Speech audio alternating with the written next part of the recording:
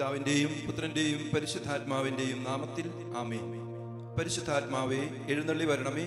അങ്ങയുടെ വത്സല മണവാട്ടിയായ പരിശുദ്ധ കന്യാമറിയത്തിന്റെ വിമല ഹൃദയത്തിന്റെ ശക്തമായ മധ്യസ്ഥതയാൽ എഴുന്നള്ളി വരണമേ. ഈശോയിൽ സ്നേഹം നിറഞ്ഞ സഹോദരി സഹോദരന്മാരെ, പരിശുദ്ധ അമ്മയോടൊപ്പം ഈ ഒക്ടോബർ മാസത്തിൽ ജപമാല ചൊല്ലിക്കൊണ്ട് നമ്മൾ ഒക്ടോബർ മാസത്തിന്റെ 13-ാം ദിവസത്തിലേക്ക് നമ്മൾ കടക്കുമ്പോൾ ഇന്ന് പ്രകാശത്തിന്റെ 3-ാമത്തെ രഹസ്യം നമ്മൾ ധ്യാനിക്കുകയാണ്. ഈശോ തന്റെ പരസ്യജീവിതം ആരംഭിക്കുന്നത് മർക്കോസിന്റെ സുവിശേഷം 1-ാം അധ്യായം 15-ാം തിരുവചനം ഉദ്ധരിച്ചുകൊണ്ടാണ്. സമയം പൂർത്തിയായി, ദൈവരാജ്യം സമീപിച്ചിരിക്കുന്നു, അനുദപിച്ച് സുവിശേഷത്തിൽ വിശ്വസിക്കുവിൻ. കർത്താവ് ഈ ലോകത്തിലേക്ക് വന്നത് നമ്മെ പിശാചിന്റെ ആധിപത്യത്തിൽ നിന്നും മോചിപ്പിക്കാൻ, ദൈവത്തിന്റെ മക്കളുടെ പദവിയിലേക്ക് ഉയർത്താൻ വേണ്ടിയിട്ടാണ്. പാപം നമ്മുടെ മേൽ ആധിപത്യം സ്ഥാപിക്കുകയും നമ്മളെ മേൽ വലിയൊരു അവകാശം സ്ഥാപിക്കുകയും നമ്മൾ ദൈവമക്കളുടെ പദവിയിൽ നിന്നും നമ്മൾ പിശാചിന്റെ ആധിപത്യത്തിലേക്ക് പോയിട്ടുള്ള അവസ്ഥകൾ നമ്മുടെ ജീവിതത്തിലുണ്ട്. ഈ ഒരു അവസ്ഥയിലാണ് ഈശോ നമ്മോട് പറയേണ്ടത്, അനുദപിക്കുവിൻ. അനുതാപം എന്നത് എൻ്റെ മനസ്സിൽ ദൈവമേ തെറ്റി പറ്റിപ്പോയി എന്നുള്ള ഒരു സോറി പറയൽ മാത്രമല്ല, പ്രിയമുള്ളവരെ, ദൈവത്തിന്റെ പക്കലേക്ക് തിരിയാനുള്ള ഒരു പരിശ്രമം. അതായത് എൻ്റെ ഭാഗത്തു നിന്നും ജീവിതത്തില് സ്ഥായിയായിട്ടുള്ളൊരു മാറ്റം, എൻ്റെ മനോഭാവത്തില്, എൻ്റെ സംസാരത്തില്, എൻ്റെ പ്രവൃത്തിയില്, ദൈവത്തോടും സഹോദരങ്ങളോടുമുള്ള ബന്ധത്തിൽ പൂർണ്ണമായിട്ടുള്ളൊരു മാറ്റം കടന്നു വരണം.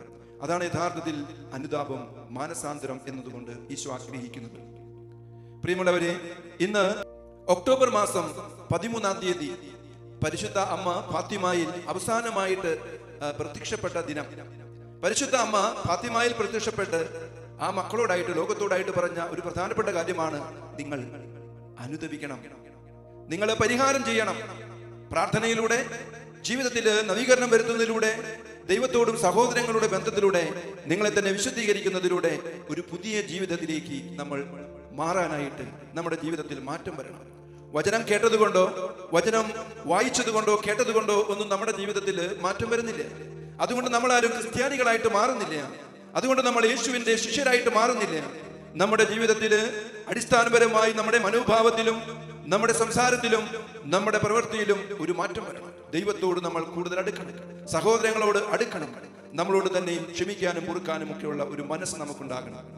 ഈ ജപമാല ചൊല്ലി ഈ ദിവസങ്ങളിലൊക്കെ നമ്മൾ പ്രാർത്ഥിക്കുമ്പോൾ നമ്മുടെ ജീവിതത്തിൽ സ്ഥായിയായിട്ടുള്ള മാറ്റം വരട്ടെ.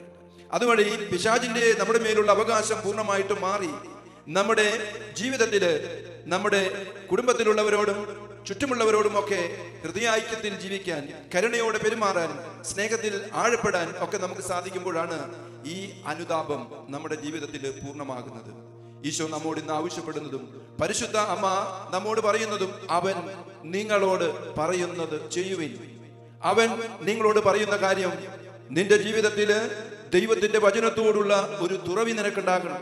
നിന്റെ ജീവിതത്തില് ദൈവവചനം കേൾക്കുന്നതോടൊപ്പം അത് ആഴമായി നിന്റെ ഹൃദയത്തിൽ വേരുപാകി അത് വളർന്ന് പന്തലിച്ച് 30 മേനിയും 60 മേനിയും 100 മേനിയും ഫലം പുറപ്പെടുവിക്കണം.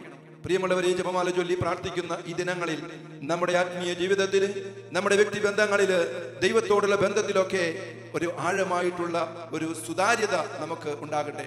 എല്ലാവരോടും തുറന്ന് സംസാരിക്കാൻ, സ്നേഹത്തോടെ ഇടപെടാൻ, മുറിവേറ്റ മേഖലകളെ സൗഖ്യം പ്രാപിക്കാൻ, അതുപോലെ എല്ലാവരുമായിട്ടും ഒരു നല്ല ബന്ധത്തിലേക്ക് കടന്നു വരാൻ നമുക്ക് ഓരോരുത്തർക്കും സാധിക്കണം.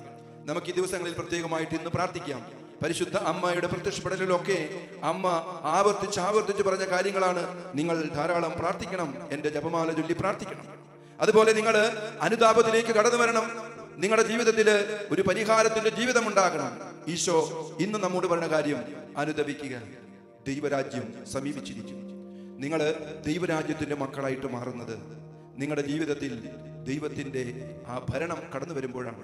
പിശാചിന്റെ ഭരണം അവസാനിക്കുന്നതോടുകൂടെ ദൈവത്തിന്റെ ഭരണം നമ്മുടെ ജീവിതത്തിൽ കടന്നു വരുന്നതിലൂടെ, അവന്റെ ഇഷ്ടം നമ്മുടെ ജീവിതത്തിൽ നടക്കുന്നതിലൂടെ, നമ്മുടെ ആത്മീയ ജീവിതത്തിൽ എന്ന പോലെ ഭൗതിക ജീവിതത്തിലും അവിടുത്തെ ഭരണം നടക്കുന്നതിലൂടെ എൻ്റെ ജീവിതം മുഴുവൻ ഒരു പുതുമയിലേക്ക്, ഒരു നവീകരണത്തിലേക്ക്, ആത്മാവിന്റെ അഭിഷേകത്തിലേക്ക്, ജീവന്റെ സമൃദ്ധിയിലേക്ക്, രക്ഷയുടെ അനുഭവത്തിലേക്ക് നമുക്കൊക്കെ കടന്നു വരാനായിട്ട് ദൈവം നമുക്കിടവരുത്തും. അതിനാൽ നമുക്ക് പരിശുദ്ധാമ്മയോട് ചേർന്ന് പ്രാർത്ഥിക്കാം. ദൈവകൃപ നിറഞ്ഞ മറിയമേ സ്വസ്തി, കർത്താവ് അങ്ങയോടുകൂടെ സ്ത്രീകളിൽ അങ്ങ് അനുഗ്രഹിക്കപ്പെട്ടവളാകുന്നു. അങ്ങയുടെ ഉദരത്തിൻ ഫലമായി ഈശോ അനുഗ്രഹിക്കപ്പെട്ടവനാകുന്നു. പരിശുദ്ധ മറിയമേ തമ്പുരാന്റെ അമ്മേ, പാപികളായ ഞങ്ങൾക്ക് വേണ്ടി ഇപ്പോഴും ഞങ്ങളുടെ മരണസമയത്തും തമ്പുരാനോട് അപേക്ഷിച്ചു കൊള്ളണമേ. ആമേൻ.